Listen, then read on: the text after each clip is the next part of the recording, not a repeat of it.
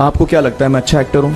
उसने बोला हाँ, देश भर में आप सब लोग मानते हैं आपको, आप अच्छे एक्टर हैं। मैंने उससे कहा कि भैया मेरे पास कोई सर्टिफिकेट नहीं है जो कहता है कि मैं अच्छा एक्टर हूँ। एजुकेशन के फील्ड से नहीं हूँ, मैं एक कलाकार हूँ, एक आर्टिस्ट हूँ, एक क्रिएटिव इंसान हूँ। और आप लोग बेहतर जानते हैं एजुकेशन के बारे में, इतने साल से आप एजुकेशन चला रहे हैं। पिछले कुछ साल से मेरा अनुभव हुआ है, चूँकि मैंने कुछ फिल्में की हैं। एक फिल्म थी तारे ज़मीं पर, और अभी हाल ही में मेरी जो फिल्म आई है 3 इडियट्स, ये दोनों फिल्में एजुकेशन के टॉपिक पर हैं। तो लिहाजा मैं इस वजह से मैंने काफ़ी रिसर्च की एजुकेशन के ऊपर, और कुछ चीज़ें मेरे सामने आई हैं और वो चीज़ें मैं आपके सामने रखना चाह रहा हूँ। आज यहाँ पेरेंट्स हैं, एजुकेटर्स हैं, टीचर्स हैं, बच्चे भी हैं। हो सकता है पता नहीं मैं कितना सही बोल रहा हूँ, गलत बोल रहा हूँ, लेकिन मेरे कुछ विचार हैं जो मैं आपके सामने रखना चाहूँगा। और वो ये कि सबसे पहले तो हर बच्चा ख़ास होता है। ये मैंने डिस्कवर किया अपने रिसर्च में, हर बच्चा ख़ास होता है। हर बच्चे में हमारी तरह, आपकी तरह और हमारी तरह, हर बच्चे में कुछ ना कुछ काबिलियत होती है, कुछ ना कुछ कमज़ोरी होती है। मुझ में भी कमज़ोरी है, काबिलियत है, आप में भी कुछ ना कुछ काबिलियत और कमज़ोरी है, और हर बच्चे में कुछ ना कुछ कमज़ोरी और काबिलियत होती है। और हमें as parents, as elders, as education system, हमें हर बच्चे की खासियत को पहचानना है, उससे मदद करनी है, उसकी क्या खासियत है, उसका क्या दिल चाहता है, उसे किस चीज़ में खुशी मिलती है, वो हमें उसको हेल्प करना है कि हम उसको वो ढूंढ सके, और उसमें हमें सपोर्ट करना है। और जो उसकी कमज़ोरी है उसमें हमें उसको सपोर्ट करना है। मुझे अक्सर एजुकेशन इंस्टीट्यूट्स मुझे बोलते हैं कि हम हमारे स्कूल में सारे बच्चे पास होते हैं, हमारे स्कूल में सारे बच्चे फर्स्ट आते हैं, या हम जो बोर्ड एग्ज़ाम है उसमें हमारे सारे बच्चे पास होते हैं। मुझे एक सवाल पूछना है कि हमारे कितने बच्चे खुश हैं? सबसे बड़ा सवाल मेरा ये है, how many of our children are happy? क्योंकि देखिए पढ़ाई लिखाई तो हम सीख ही लेते हैं। जब मुझे कोई चीज़ सीखनी होती है तो मैं कुछ ना कुछ करके सीख ही लेता हूँ।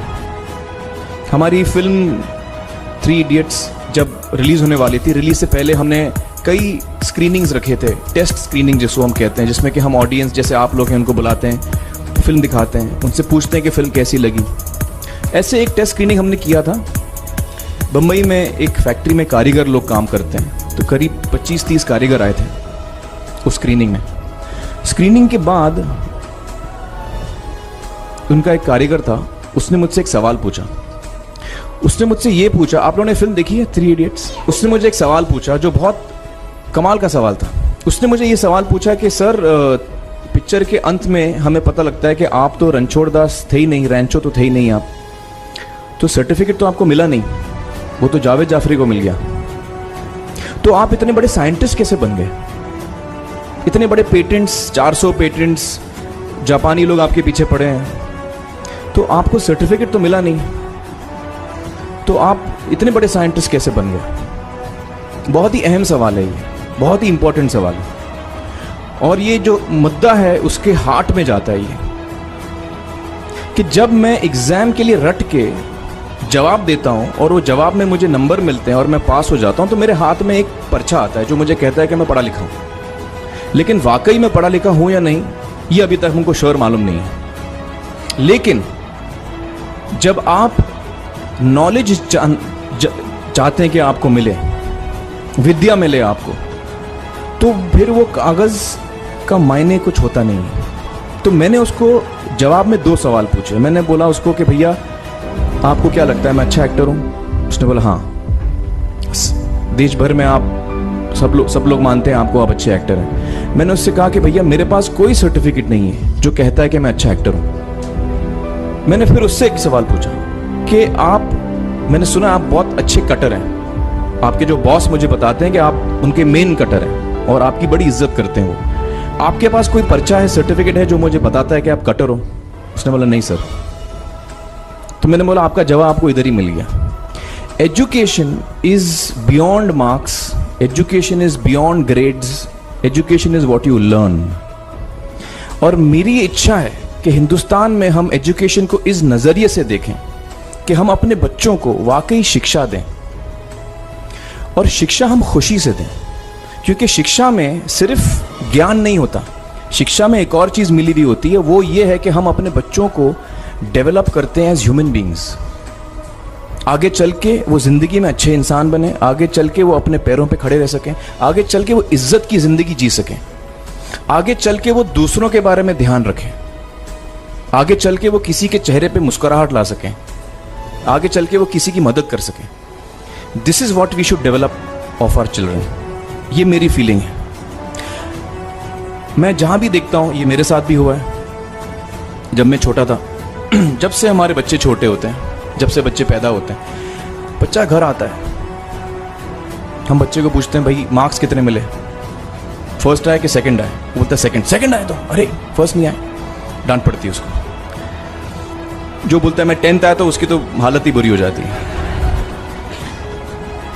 बच्चे को लगता है यार ये फर्स्ट आना बड़ा जरूरी है। उसको रेस में हम पूछते हैं तुम रेस में फर्स्ट आए कि सेकंड आए? में हम उसको बचपन से, जब से वो लोअर केजी में होता है, जब लोअर केजी में रेस होती है, चमचा मुंह में लगा के उसमें नींबू डाल के भागते हैं। उसमें भी हम बच्चे को पूछते हैं अरे मेरा बेटा फर्स्ट आएगा, ला बेटा मेरा फर्स्ट आना, मतलब पेरेंट्स चिल्ला रहे हैं बेटा भागो, मतलब नींबू लेके भागो।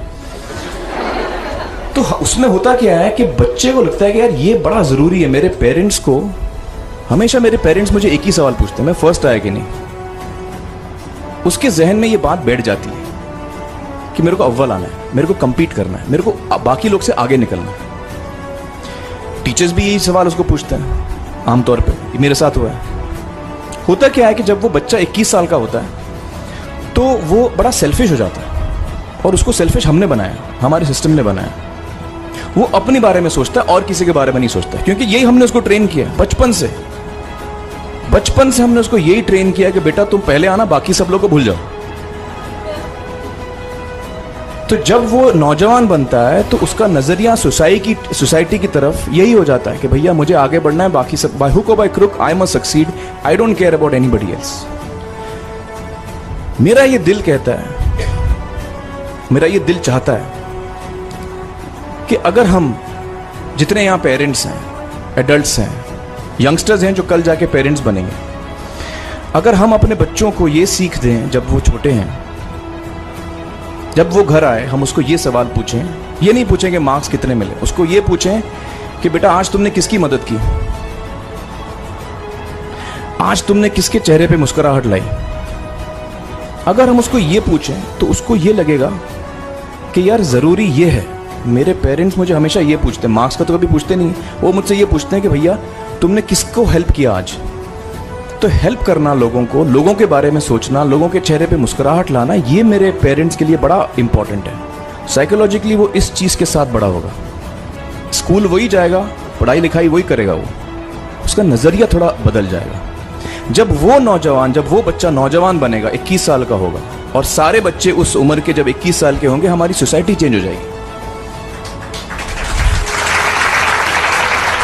क्योंकि तब हमारी सोसाइटी में ऐसे नौजवान होंगे जो खुद के बारे में नहीं सोच रहे, दूसरों के बारे में सोच रहे हैं। तो मुझे लगता है कि सबसे बड़ी चीज़ जो हमारे एजुकेशन सिस्टम में मैं देखना चाहूँगा, जो मैंने अपने स्कूल लाइफ में नहीं देखी, कि हमको ये अहमियत इस पे दी जा रही है कि हम अपने आसपास के बच्चों को कितना हेल्प कर रहे हैं। ये एक बहुत बड़ी तब्दीली अगर आ जाए तो मुझे लगता है कि हमारा देश बहुत सुधर सकता है, बहुत बदल सकता है।